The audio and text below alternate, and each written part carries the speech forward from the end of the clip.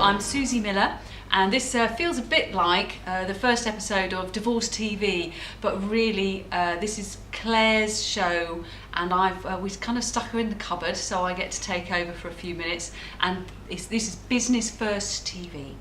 But the subject today is all about divorce, but not just any old, it's not depressing, because we're talking about an event called the Best Way to Split Retreat, or how to turn a nasty divorce around, in brackets. And basically it's an event that's coming up soon that will help people have a better way to divorce. And everybody here that I'm going to introduce you to now is involved in some way, and I think you'll be quite surprised by some of the experts we've got offering workshops at the event. So I'm going to talk to the lovely Andrea here, who is a divorce PA, and we've got Sandra here, who is a crystal healer and a Reiki healer, and Ruth Driscoll, Ruth is a life liberator. So perhaps we'll start with you, Ruth. Can you explain to everyone what is a life liberator and why are you at the Best Way to Split Retreat? Well, yes, I'm Ruth Driscoll. I'm the life liberator, and I work with people to support them out of manipulative, abusive, controlling relationships into empowerment and freedom. And of course, when you are divorcing someone who is manipulative and controlling, it's very important to have a good understanding of the way in which that person operates, because it will be very different to the way you might expect them to operate. And I come up with that a lot as a divorce strategist, and what would you say to this? Some people would say, why are you even bothering to be an event like this, which is really about helping people find peaceful solutions? If you've got a complete narcissist or a controlling spouse, how is that ever going to work? And they kind of give up and head straight for the courts. Do you think that with the right support, that's necessarily what people would need to do? And why do you think it's important that they should, even if they're in a very difficult relationship, still consider coming to the event, doing the workshops, and particularly your workshop? Yes, well, the word you used there was peace, having a peaceful divorce. And peace starts with you. And that's the important thing. If you are divorcing somebody who is manipulative and controlling, you've got to be able to know how to release yourself from the stress, from the guilt that person will put upon you. You've got to know how to handle things in the future. So you've got to be really aware of what they are doing, how they are operating, and there's a very high level of acceptance that has to come in of the things about that person that you can't change, but you've still got to exist. You may be in a position where you are co-parenting with that person, and all of that has got to happen in a way that protects you from the toxic influence under which you have been existing, and that your children are able to continue peaceably to be able to be involved with both parents. It's one of the tragedies I see of people who've they realise they're in a abusive relationship. Often it's psychologically abusive. They've got out of that, going through divorce, but they then got to continue that relationship onwards as co-parents, and if they don't break the pattern, the abuse carries on in different ways, and the children get used as weapons, which is so. I'm very, very glad and happy that you're going to be at the event. I think it's very important that you're there. I'm working with a lady just at the moment, and she has been divorced for 2 years now, but she's come to me because she said, I don't know how to keep the boundaries in place. I'm still being influenced by him. So it is a process that you need to understand, so that you can be able to operate effectively, protect your future, actually be able to move forward without that person having that influence over you. Ruth, can I ask you something? Yeah, so sure. Obviously, when you have been subject to that kind of situation, yes, as sadly far too many people seem to have been, it's often okay when the children are quite little, because at that point it's kind of an appropriate relationship for the parent to control the child to some degree. But what actually can become a real challenge is as that child reaches adolescence and young adulthood, that then they start to encounter exactly the same problems that the other partner did, the departed partner did in the relationship. So do you teach the kind of strategies that actually you as the departing partner could pass down to your children to help them to deal with their parent and actually maintain the integrity of that relationship in a more healthy way, rather than just always trying to not, to stay under the radar, because I think that would be really useful if that was the case. Yeah, well, absolutely. I mean, the thing is that the person that you're changing is you yourself. And so you are then far more aware of the way in which you have been influenced and controlled. So you are in now a far better position to be able to support your children moving through. But presumably you can show them the techniques that you've learned so that they can then control their side of their relationships. Yes, exactly, because it does become very complex. But otherwise you end up with a situation where the children just refuse to see the other partner, and then the other partner thinks it's your fault because you've poisoned that relationship and all the rest of it. And actually you could have been doing your very best all the way along the line to say, well, actually that person's a good person. I've seen that happen a lot, actually, where the one parent's really trying to do the right thing, keep the kids seeing the parent, because it is really, really important that children spend time with both parents, and as long as they're physically safe, or the other parent isn't actively turning them against the other parent, which is parental alienation, very, very nasty. But if you're and I think that's a really good question, because if you manage those boundaries, your children are going to see that, and they will almost intuitively learn to some extent. But if you consciously learnt them, you will be able to give their kids strategies of how to deal with the other parent. One of the key things is about maintaining your dignity, that you don't lose sight of you, your values, all of the things that are dear to you. This is about you maintaining your integrity, and you will do the right thing. You will always be respectful towards that person, no matter how much of an arse that person is being towards you. And what tends to happen is that they will try to mess you about. They will arrange perhaps collecting the children and then not turn up, or change the time. All of those things may happen. And it's recognizing how what they are doing is about being able to control and mess with your head. But if you stay in your integrity, you stay in your power, then no matter what that person does, it doesn't affect you emotionally. Therefore, your children see you reacting calmly, and whatever their ultimate experience is with that other parent, it will be that other parent who has created that, and not you. So whether it's a good experience with them or whether it's a bad experience, because you have stayed in your integrity, because you have continued to do the right thing, because you've never kicked off if they have let you down. It's not easy to do. It's not easy to do at all. That's why you need that help. And other things that will be at other workshops that will be at the event will give practical help as well. So when someone's trying to control the information, you can use online diaries. You can take the personality and the emotion out of it. There's one of our experts is demonstrating her handover book, which is a physical book that goes between parents. So there's mechanisms that can be used to really, really help. But as you're saying, it's all about being that rock, if you like, and being.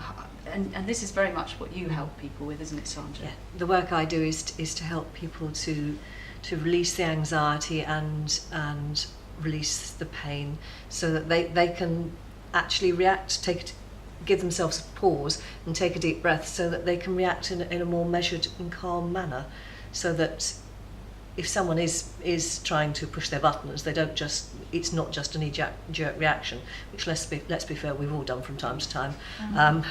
But it gives them the space and the calm to take a deep breath and say, well, how do I want this relationship to be going forward?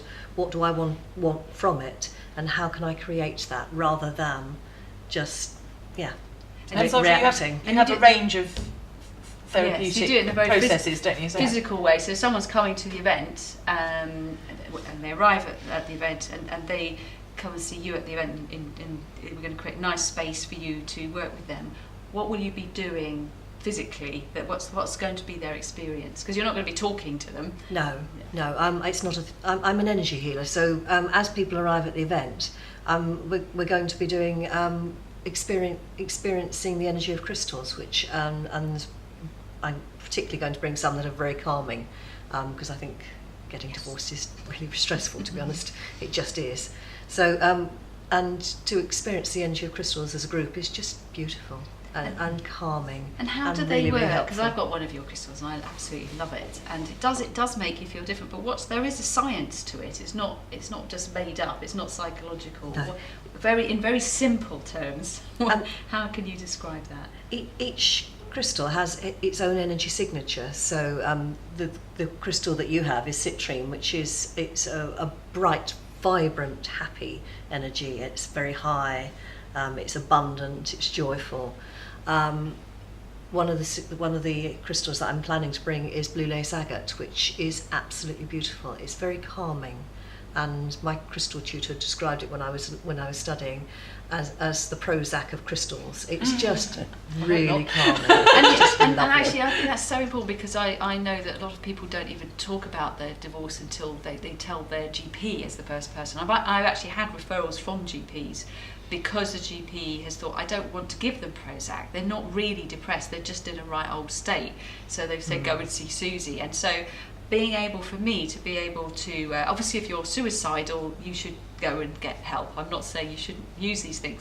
But for a lot of us, when we're confused or angry or afraid, I believe that combination between coaching, healing can actually take away the need for dumbing yourself down, because actually you want to come into yourself. You don't want to dumb yourself down, and then you're better able to deal with the practical, often administrative side of divorce. And this is where Andrea, the divorce PA, comes in. Hi, I'm Andrea Cater. Yes, absolutely. So I am actually the UK's first divorce PA, and I'm also known as an unsticker, because basically if you're stuck, I will do whatever kind of practical activity with you that is required to unstick you. I have done a whole range of stuff, including a whole gamut of dealing with quite a lot of stressful letters and paperwork in the morning, through to decorating a hallway in the afternoon. I know it sounds strange, but literally. One of the things that I've found is with clients who are in overwhelm, and it's either that they've kind of stuck the for me all in a pile and they just can't face it. So that's why they just need help, practical help with the admin. Yeah, absolutely. But also sometimes I get people who are so angry because he's had the petition and he won't fill in the form and I go, is he any good at admin? And they go, no, he's rubbish. So I go, well, why don't you introduce him to a divorce PA? And that's the idea that they would be helping that person. But also, I said, even if you pay for it yourself, it'll get done. You want this divorce to get done, and they've got no support. Absolutely. And also, of course, one of the key benefits that I can bring is the fact that I don't know the person. I don't know, I'm not related to them, I'm not involved in their situation, I don't know their friends, I don't know their relatives.